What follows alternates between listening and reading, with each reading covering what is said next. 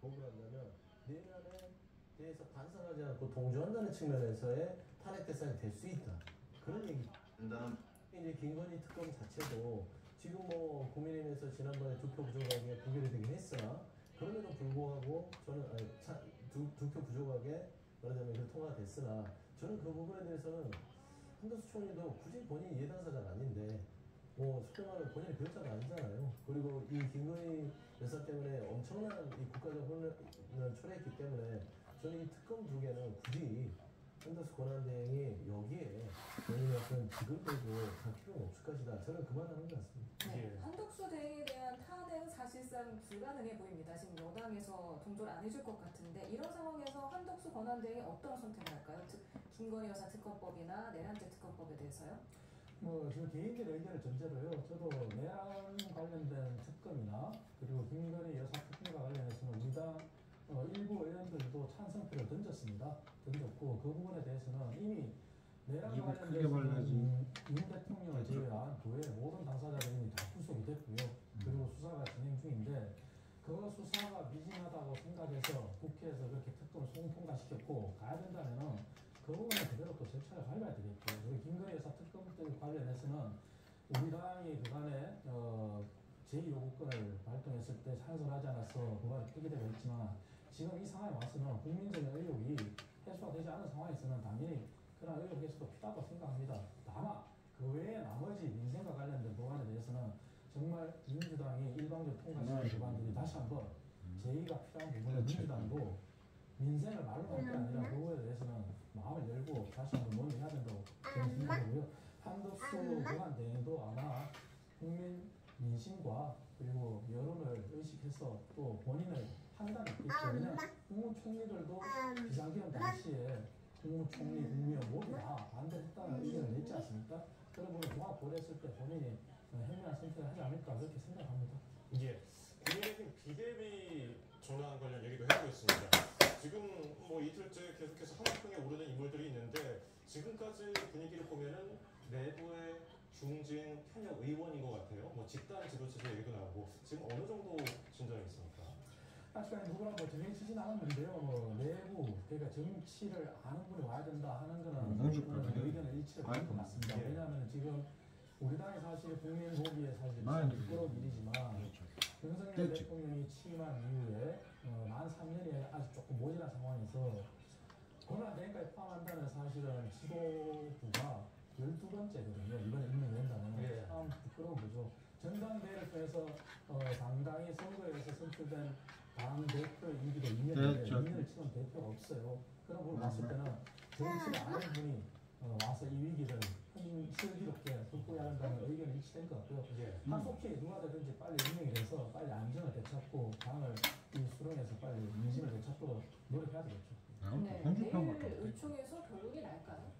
아마 뭐 이번 주 안에는 내야 될 거예요. 왜냐하면 권성동 원내대표 체제로 계속 가는 것도 지금 국민의힘 내부에서의 이슈 전환으로는 좋지 않아요. 왜냐하면 한동훈 전 대표를 쫓아냈잖아요.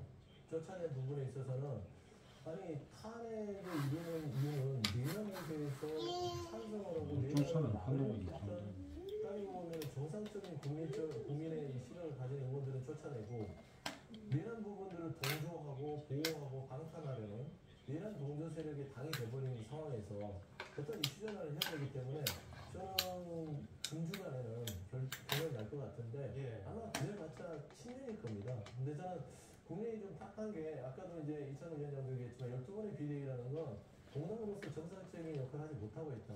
이게 기괴한 대통령을 뽑아놓다 보니까 국민의힘의 처지가 기구해졌다. 라는 측면에서는 좀 안타까운데 좀 오래 갈 것 같습니다. 이제는 진짜 합리적인 보수보다는 부부의 길을 가는 국민의힘이 되고 있어서 누가 되더라도 아직은 그 보수나 국민들의 지지를 얻기는 요원한 것 같다는 평가를. 예.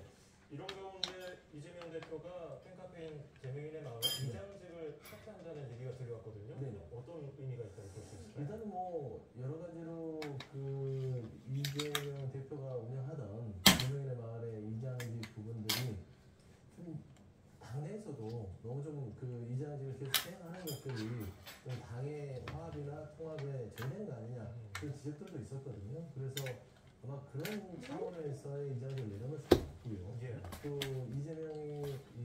이재명 대표가 재명인의 마을 부분들이 좀 강성 지층들이 많이 있습니다. 그래서 이번 탄핵 국면에서 여러 가지 역할들을 하는데 그런 역할에서 조금은 이재명 대표가 좀 민생이나 어떤 국정 부분에 있어서 좀 우클릭으로 가야 될 필요성이 있거든요. 그래서 좀 통합 행보를 위한 하나의 좀 첫 시험탄이 아닌가 그렇게 봅니다.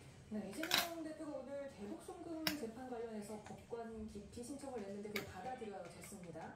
어떻게 보셨습니까?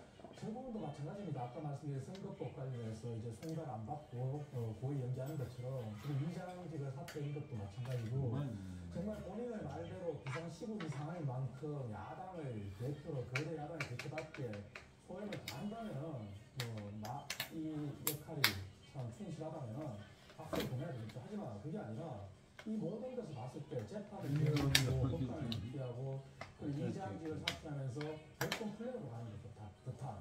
이런 상황이라면 과연 국민들이 용납이 되겠습니까? 물론 이재명 대표의 지지층은 암호를 하고 박수를 보내겠죠.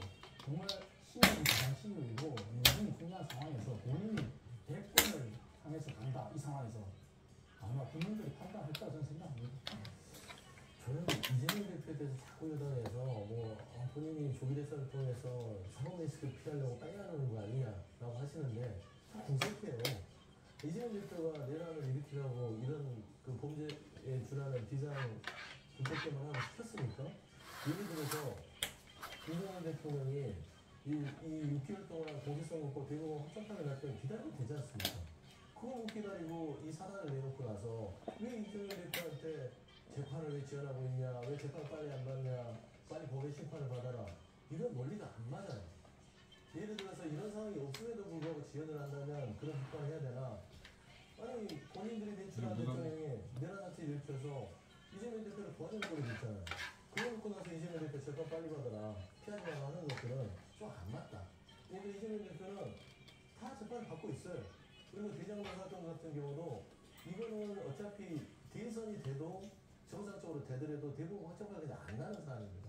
그냥 법원에 대한 그 판사가 동일 사건으로 이완희 전 부지사 했던 분이 하기 때문에 이거는 선입견이 들어갈 수 있어서 좀 있는 그대로의 판단이 안 될 것이라는 차원에서 기피 신청을 한 것이지 이거를 이런 대선과 조정선을 연결해서 사용하는 건 아닐까.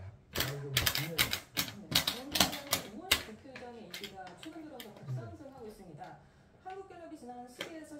전국 18세 이상 1,002명에게 신뢰도를 물었던 결과 우원식 의장 신뢰도가 56%로 1위를 기록하면서 이재명 대표를 넘어섰거든요. 만에 하나 그 중기 대선 전에 이재명 대표가 피선거권이 바탕이 된다면 우원식 의장이 좀 대선 후보로 가능성이 있어 보입니다. 정치라는 거는 그러니까 딱 정해진 건 없습니다. 상수로.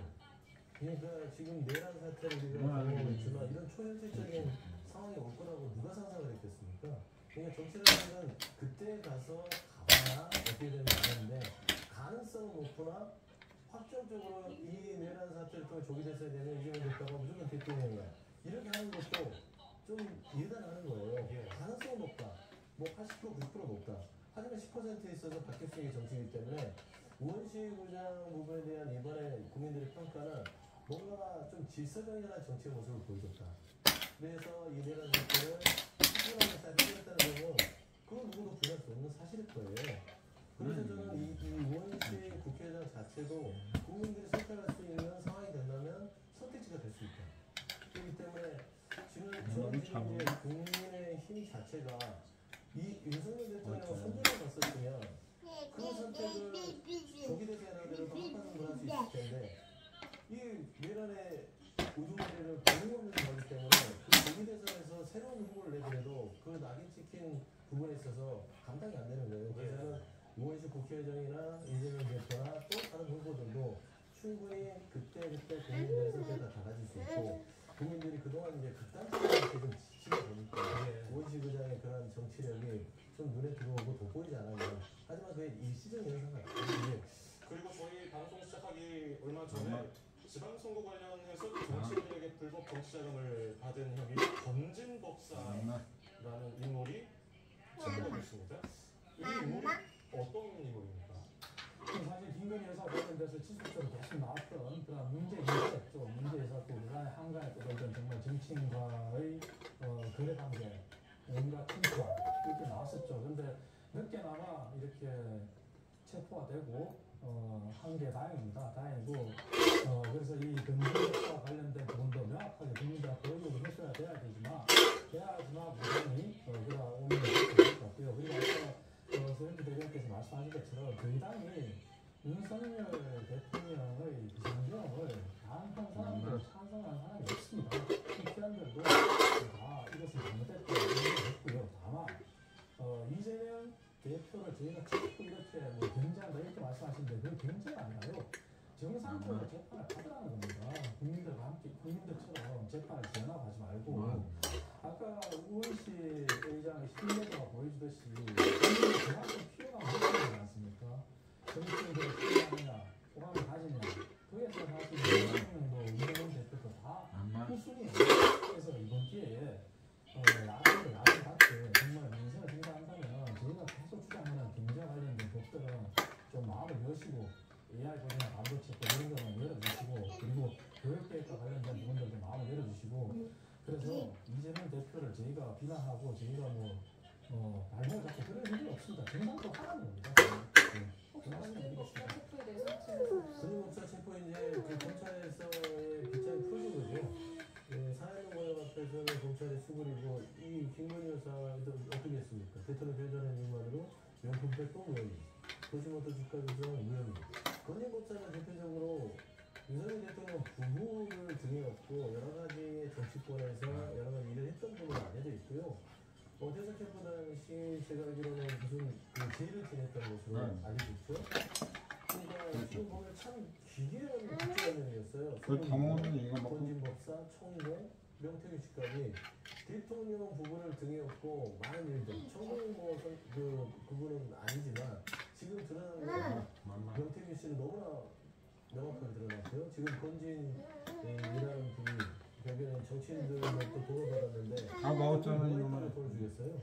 대통령과의 부부, 대통령 부부와의 어떤 그런 안녕히 계세요. 어떤 관계를 과시하면서 뭔가 이런 여러 가지 불법자